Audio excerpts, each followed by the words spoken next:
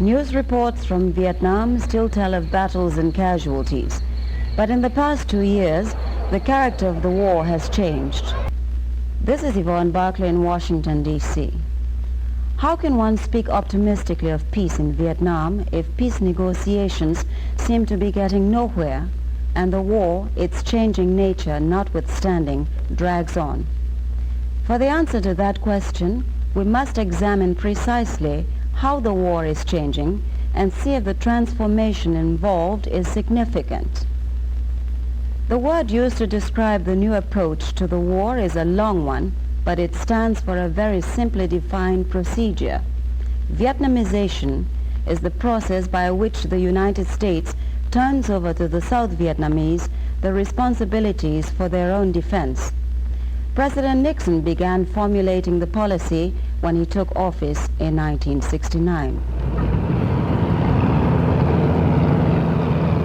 So, soon after a visit to South Vietnam and other Asian nations, President Nixon outlined a program designed to ensure against a communist takeover by force. The defense of freedom is everybody's business, not just America's business.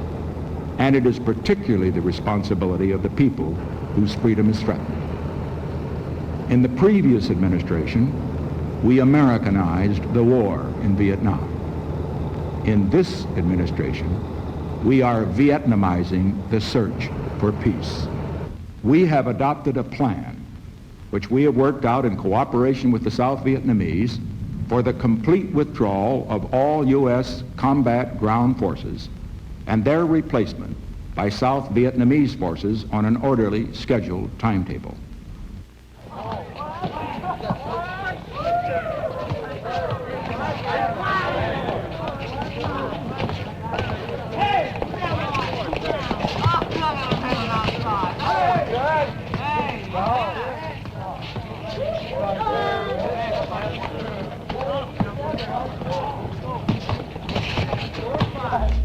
The timetable up to now shows these dates and figures.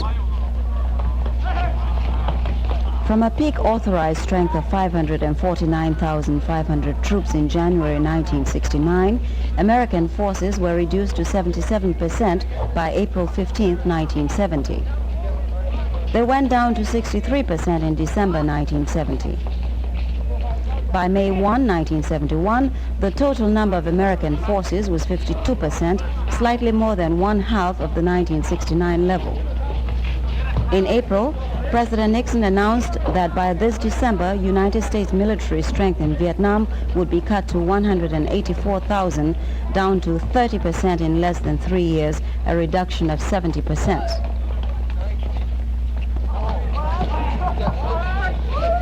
Meanwhile, the number of South Vietnamese forces has risen by more than 300,000 men, from 800,000 to over 1 million.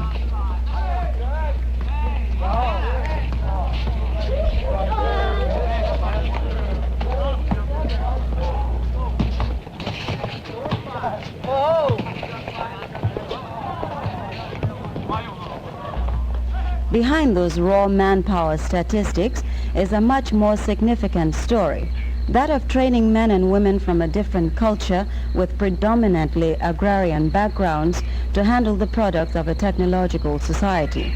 The dimensions of the challenge can only be appreciated by seeing South Vietnam through its people as they lead their daily lives.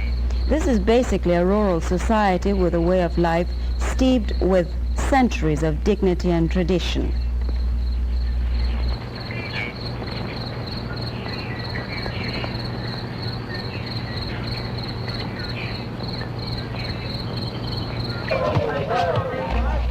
Instructing the South Vietnamese in the use of weaponry is complicated both by language and a culture unfamiliar with automatic weapons.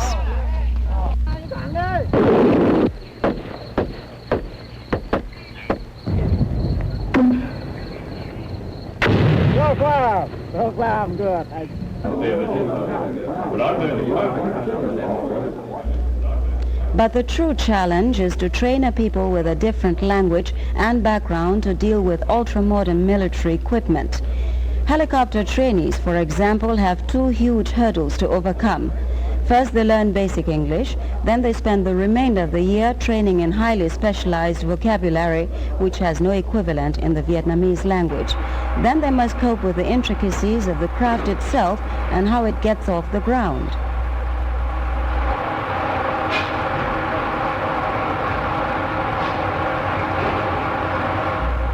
It is not until 2 years after completing their first course that they are ready to assume instructional or operational roles with their assigned units.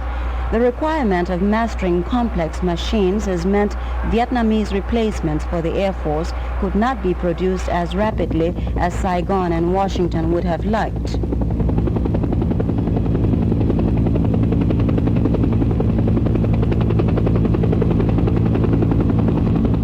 Nevertheless, the strength of Vietnam's Air Force is increasing gradually from a level of 40,000 men, and Vietnamese personnel are now taking part in 50% of the air missions over their country as compared to 18% 2 years ago.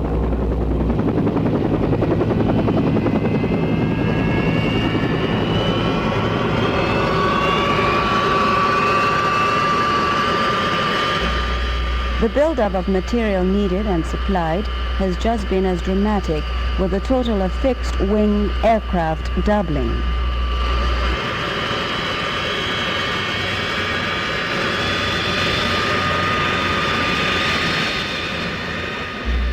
As for helicopters, in keeping with the new emphasis on that type of aerial support, more than 400 assault helicopters will be transferred to the Vietnamese Air Force by the end of the year.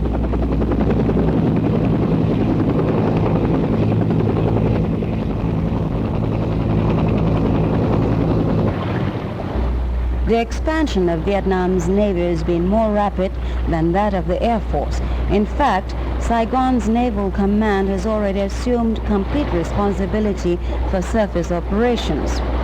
American assistance also includes the transfer of 600 ships to a Vietnamese fleet that now includes 1,600 vessels of all types. Available to man the ships, 39,000 officers and seamen, more than twice the manpower on hand before Vietnamization began. The Vietnamese Navy's main mission is to stop infiltration, so river and coastal patrols make up most of the assignments. The nature of the work, periods of calm, punctuated by flurries of action, has made it possible for the Navy to grow into its job with minimum of problem.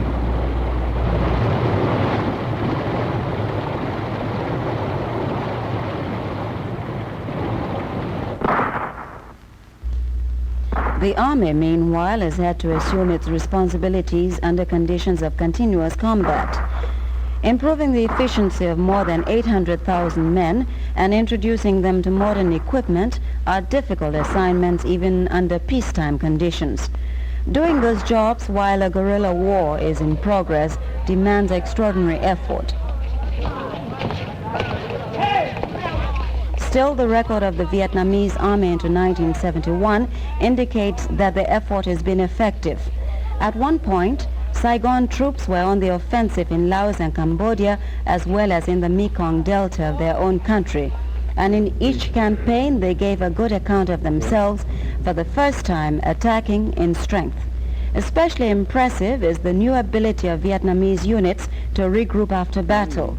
Several units that suffered heavy casualty early in the year in Laos were back in action elsewhere within a month. This performance points up the difference in troop caliber between now and a few years ago, when massive infusions of Allied forces were considered the only way of saving South Vietnam from a communist takeover.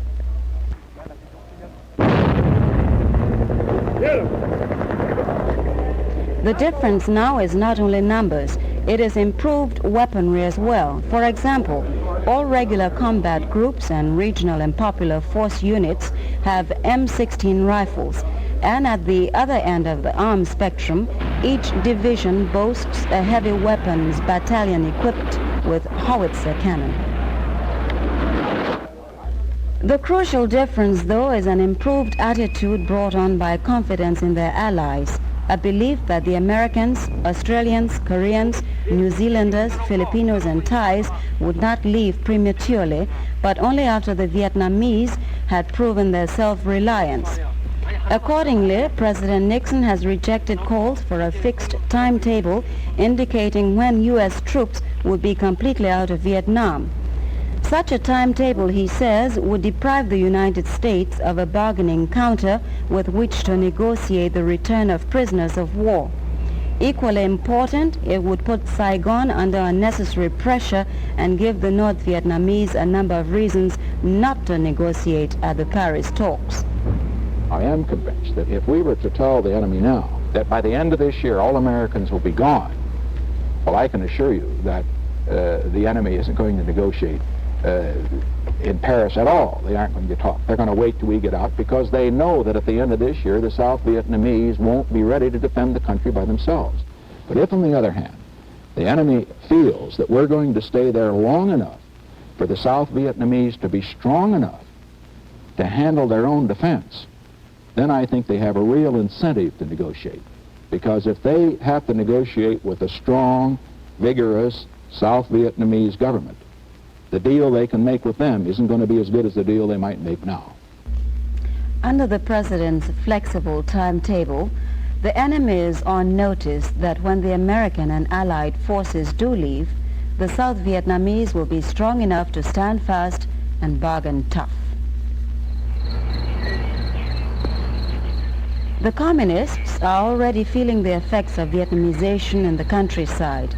In the past 2 years, the South Vietnamese government had expanded its territorial security to 65% of the rural population. That, added to the percentage of population represented by city dwellers, means that 80% of South Vietnam's citizens are in secured areas. Possibly the communists will see in those figures and the growing stability they represent reason to negotiate at last. If so, the peace that emerges will be a tribute to a brave people who have proven that they have the will and now the capacity to determine their own future.